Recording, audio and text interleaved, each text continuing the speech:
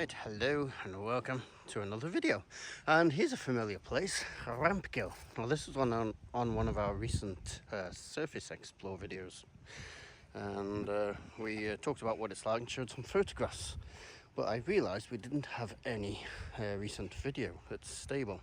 So what we're going to do today, because the camera technology and lighting has changed since we last filmed this, we're going to refilm it, but we're going to go into much more detail. And because the mine has changed a little bit since we last did the filming, you can now do the Scaleburn route and loop around. We're going to do that. I'm going to show you the horse whim and then hook up with the Rampgill from there, go to the back of Rampgill and then come out via the Rampgill itself and whiskey bottle Junction, and we'll show you the brewery shaft and the engine shaft and all the features on the way, but talk about it in much more detail than before and have much better video. So in we go.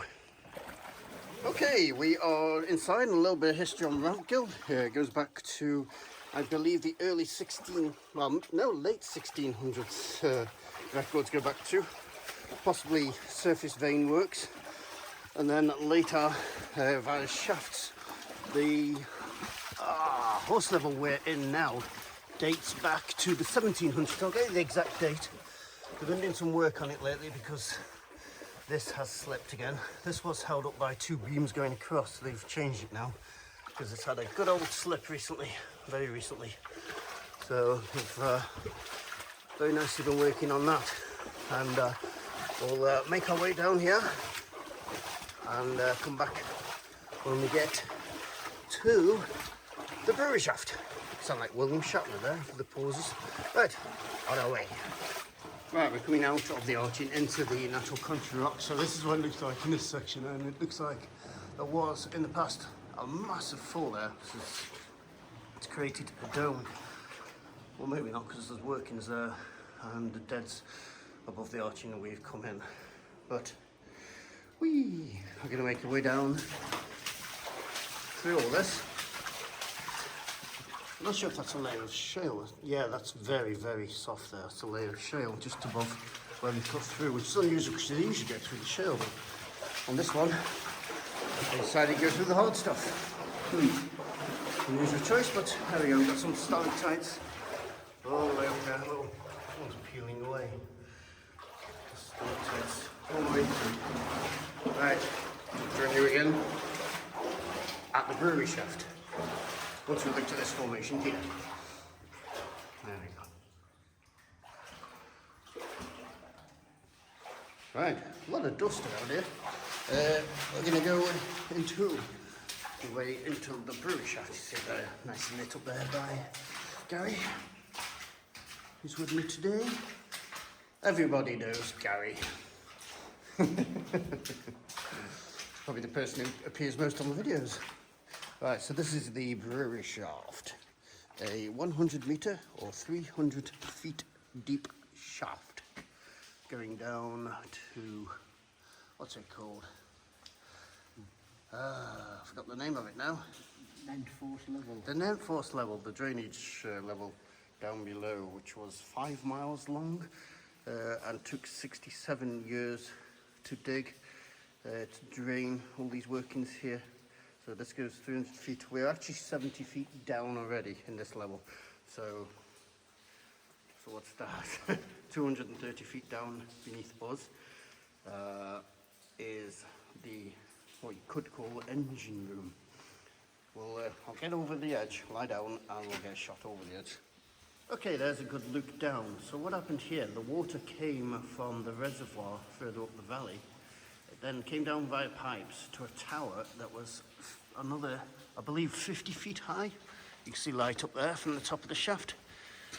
Here, there was a tower, I think it was 50 feet high. It would go up to there, go through some boxes that would drag air in. It would then drop all the way down here to a mechanism that would take the air out, and that would give them compressed air, which I believe was running at 90 psi throughout the mines. The water would then come back up. I think it went into the boxes around the corner where it would get rid of the last of the air, go back down under its own force, and drive what's known as a Powton wheel, which would give power both to the mines and to the village. So this was the first village, maybe in the world, I'll correct that if it's wrong, to get power. So it drive the Powton wheel, which is still down there, and it would then come back up under its own force. Yes, it was under such pressure, it would come back up under its own force and drain out of the portal we've just come through. So yeah, it was originally just a small sump, but then the later miners, I don't know the date, I'll find out for you, the later miners redug it to what you see now. So historically, quite important shaft. Okay, back on the main horse level, you can see here to the right, this leads back to the shaft. Just about to see the pipes dropping there. So I put my camera up to it. There you go, see the pipes going to the main shaft. And I believe, don't quote me, but I think these are the boxes where the, let's get that better for you. Those are where the last of the air went before it went back down that pipe at the bottom there, back down the shaft. So, it's TE07. Don't know what that stands for. If you do know, let me know in the comments. But we'll continue now down the main horse level. Right, literally a few steps beyond, and you can see what appears to be concrete arching. Now, this is actually from the later workings. There was a company called Vale Montague, who still exist, who came here from the late 1800s to about 1920 to work this place with zinc. And these are the later arches. Now, one problem they did do is they built stone arches and concrete arching. And the stone arching, you'll notice earlier stuff doesn't have your cement sort of type stuff in it. They did. The problem there is the water can't come through. So that causes the water to build up behind. And in many places you see further on, this has caused this arching to collapse. So let's crack on. See, there's been a bit of work done recently to drain this place because there was a few more collapses. And the water's now much lower. Just a little further on, you can see many examples here of the original wooden sleepers for the rail. Still surviving here in the mine. It's very echoey here because this is quite solid. It's a good indicator of the condition of a mine. If it's echoey like this, it generally means it's very solid. If it's not, then it's quite loose. You never get echoes in shaly sections. Right, this is the first hopper you come across in the mine. You can see it's heavily calcified and blocked, and it's actually got a metal sheet, which is quite rare in place. And we've given this hopper a suitable name. His name is Dennis. Yes, I'll go back in my box and we'll continue on. Right, you are travelling with me as we both discover something new. Now, this area of the mine did have issues with the collapse, and I did read that the guys have been doing work here. But this is it, it's all changed. So we've got deads on the right that have fallen, and they've lifted the floor here and built a drainage system for the water to pass through. So, yes, that's made it much easier. It looks like they've been poking at the roof slightly as well to remove any hanging stuff. But yeah, that's all new. You can see the other end of these efforts are. So, well done, guys. We'll continue in. Right, just along from there we come across a place, first of all, where they've tried to go that way and follow a vein, but it hasn't worked, so they've given up. And straight ahead here, you can see it goes really wide. So this is a passing place for the carts. One's going one way, one's going the other way, just like you get on normal train tracks. This is the underground version. And there's some piping left on the left-hand side there. So let's have a quick look. This used to be, before they did that dig, the water would come up to here. So this would be quite deep. Well, relatively deep. But now it's all flowing through a channel in the middle, which is nice.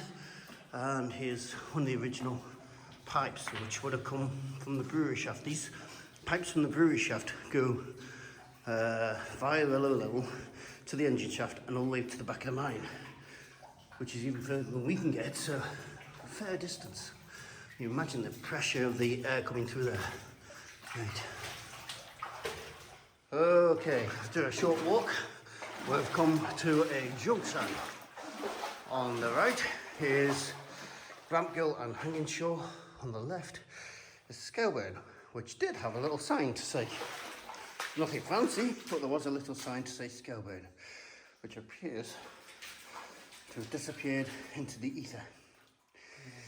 Oh well, above us, I'll just walk down here just slightly and show you above our heads at the moment. You get into this position, you can look at these amazing workings where there's actually arching there. Now we don't know if that's supporting that roof from this level or whether that's an earlier level that this is cut through later. You can see it goes up and up and up, and there's actually workings up there all above our heads. You can see the angle of the vein there, and the workings go up there. You can get up there, but you have to be a bit of a nutter to get up there. Benny's been up there, but he is a nutter, so no, I'm not going up there. Gary doesn't to go up there either. So we'll continue down the Scaleburn thing. Let's just start the walk down so we can have a nice introduction to Scaleburn itself. So we will be looping around through Scaleburn to Rampgill, and immediately left on the left you see this blocked up section. I have no idea what this was. Maybe it was just a small trial like this one next to it, and they decided to fill it full of deads. But this is faced rock, so maybe it's full of deads behind and they faced it off of rock for some reason. I don't know why. In some cases, if the miners thought a section was haunted, they'd do something like this. I'm not saying that is a haunted section, but you never know. So let's continue down Scaleburn. Yeah. Now you don't have to walk for very long down these Scaleburn before you come across the arching, and as I stopped, and then I've recreated splashing in the water here. You get a lot of water splashing noises behind you, which can make you think there's somebody behind you. That can be very spooky. So yeah, the arching here varies in deterioration. As you can see, there's a lot of twistiness going on.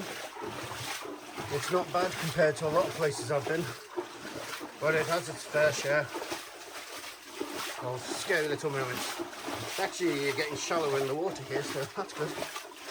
Since that dig, you can see where the water was before the dig, and now it's much lower, and it's actually drying out here. Nice. Nice. Now here you can see what looks like white paint on the walls. It is not. I would not recommend touching this at all. It's like, I believe it's a fungus that grows in these conditions. So it is not paint. Don't touch. And if you do touch, definitely do not put your fingers in your mouth afterwards. Right, back into the rough, but we'll very soon be back into arching.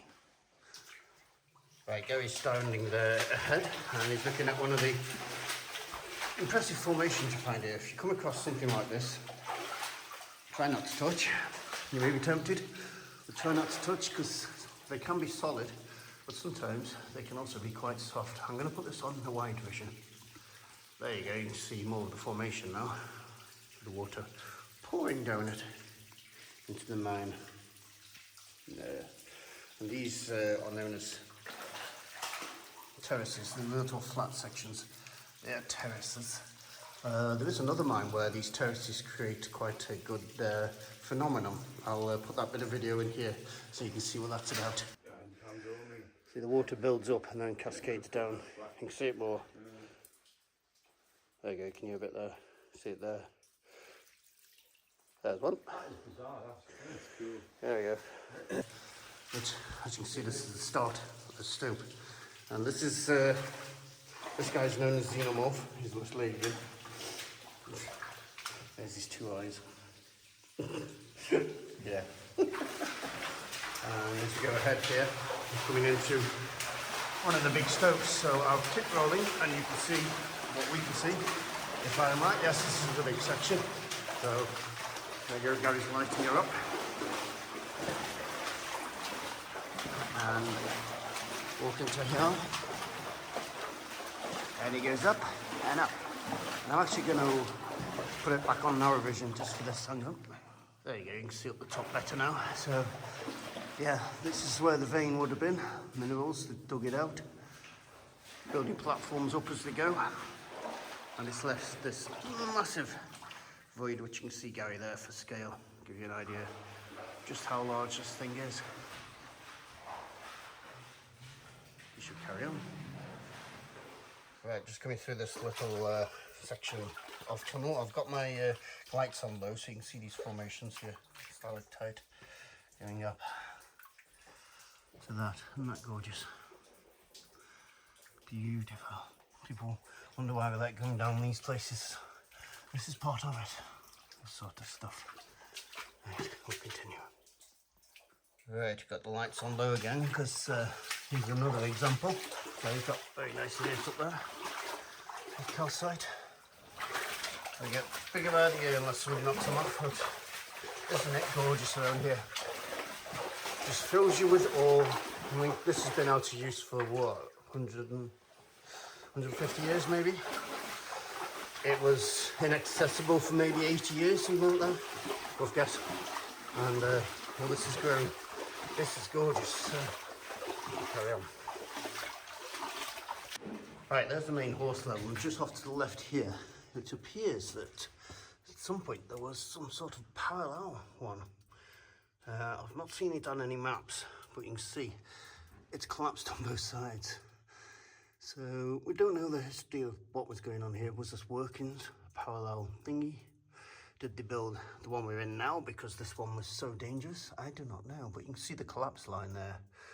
It's supposed to stop the arches collapsing. If one side goes, it tries to prevent the next section going. So that's an essential part of the design. And let's continue down. Right, just further on, we have the steps. Now these, I've been informed, that's the main horse level going off there.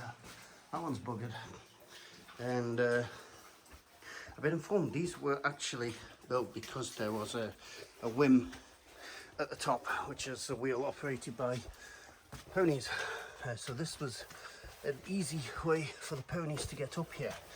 It's not very often you see stuff like this in old steps in old mines. I can only actually think of this example. But the good thing is, when you get to the top, there we go, you get to look back and see that, which is the arches there. So the whim was originally through there, and on the left nothing remains of that. But also here, and CB, 1795. OP 1795.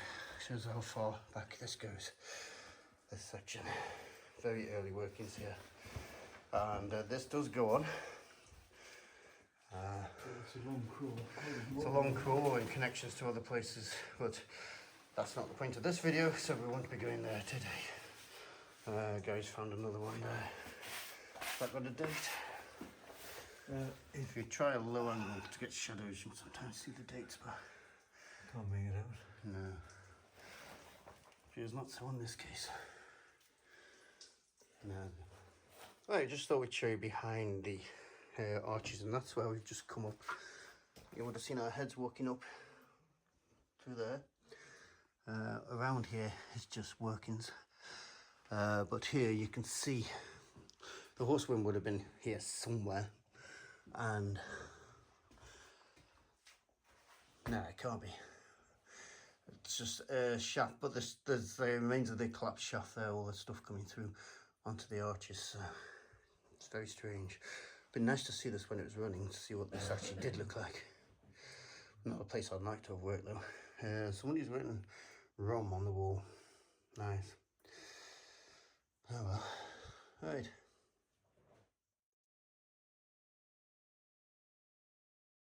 Right, here's one of the obstacles that stopped them getting through for, I believe it's around 20 years. Well, it didn't stop them. They used to use a sump from the top, but there was no direct route on the main horse level. This is a shaft above and it kept collapsing. So, yeah, it took them quite a while to get through this one. Here's an original spade. And how can you tell it's original? Well, because it's been there as long as I've been coming through here, and they last. Modern Chinese ones last about 3 years before they rot away in these damp conditions. Let's proceed ahead. Try and keep the camera as steady as possible, but it's, you know what it's like. Trying to record while going around a floor like this. So here's one of our local workings. A lot of rotten wood. You can see how it's rotted and taken the shape of the thing it's sitting on. And some workings going up there. Not a big working, but it's an example. You can see there some very rotten wood. It's sort of turned into mush. That would be very soft if you touch that. So be careful. There's also a chance of maybe false floors around here, because I know there are some locally. Perhaps a hole there, but I think it's just a fall. But yeah, you've got to be careful of false floors. These little side passages in here tend to suffer from bad air, so if you come in this area, keep out of these. They don't go anywhere anyway, they just head to either dead ends or sumps, so not really worth the risk. Right, I'll continue that way. Literally just switched the camera off, and yeah, there's a tin. Don't know what it contained, it's long gone. 2 tins actually. But yeah, so you do get some artifacts remaining. And actually, there's another bit there. See, the amount of times I've been in here and I've never noticed that. Good, isn't it? Find new stuff almost every time. And there's a collapsed raise behind these deads here. So this must have come into the level originally, the collapse, so they've bricked it up. Now we've got a ore hopper.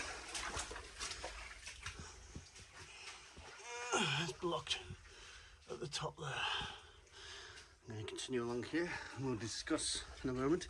I've just seen another ore hopper, so let's have a quick look at that ore hopper before we do. And there we go. Yeah, that one's completely blocked up. Wow. Whew. So what we're going to do now is have a look at the horse whim before we go and discuss the dangers of that place. Whew. But here on the left, we've got the horse whim chamber, which is very nice. You can see here, it took them many years to get in here. So this was abandoned for what, 150 years. There's actually stalactites growing on the bottom here. Well, there's this one. But if we climb up here, then raise the camera, there it is. Nice shot with Gary there for scale. There's the horse whim.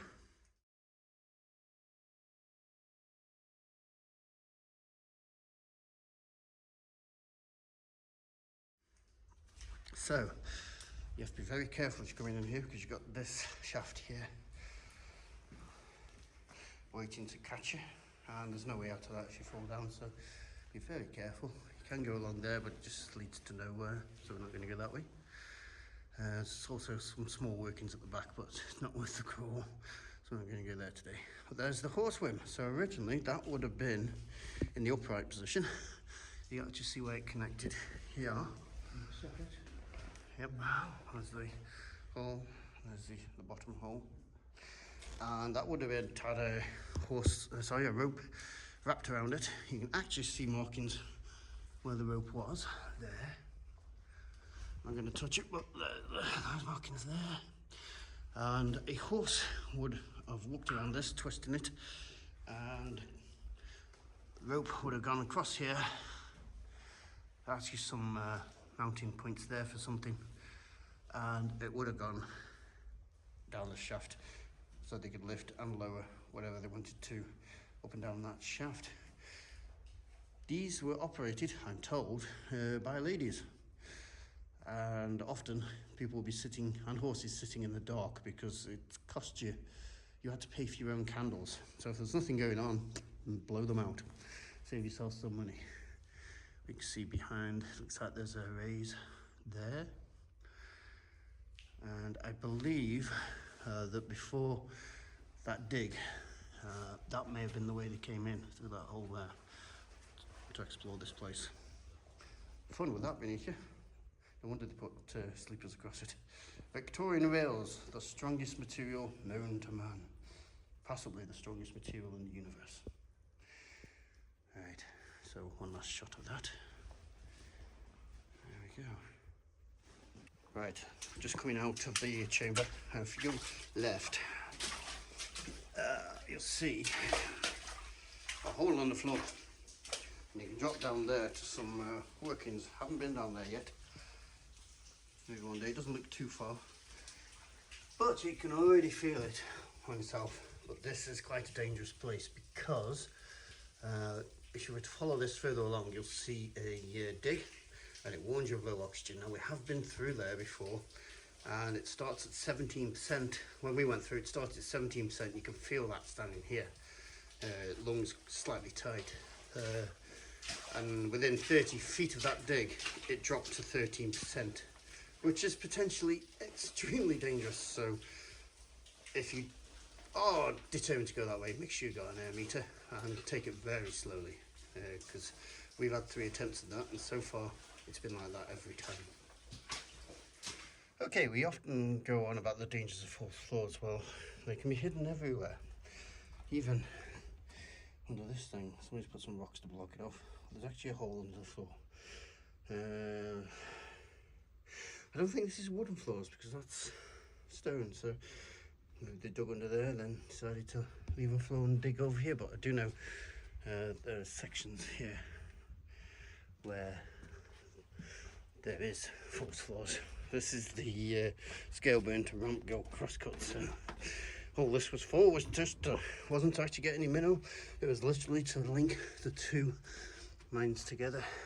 Okay, we've come through the crosscut and we are in Rampgill itself. That follows the vein, but it doesn't go far and it sort of gets very squeezy, so we're not going to go there today.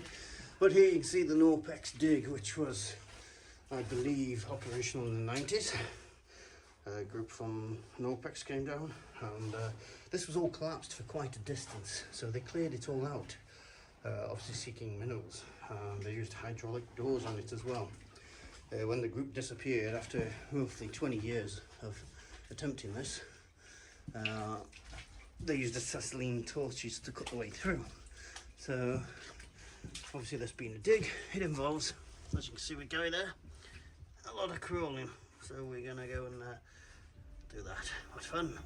Gonna get a bit wet.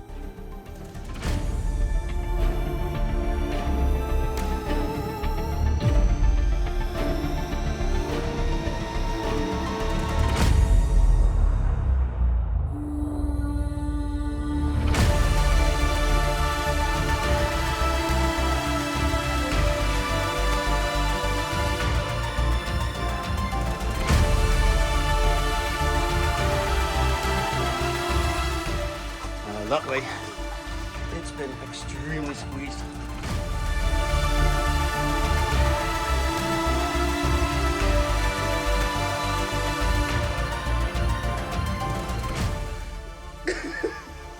So, I've not seen this one before, page 10. It's got a date.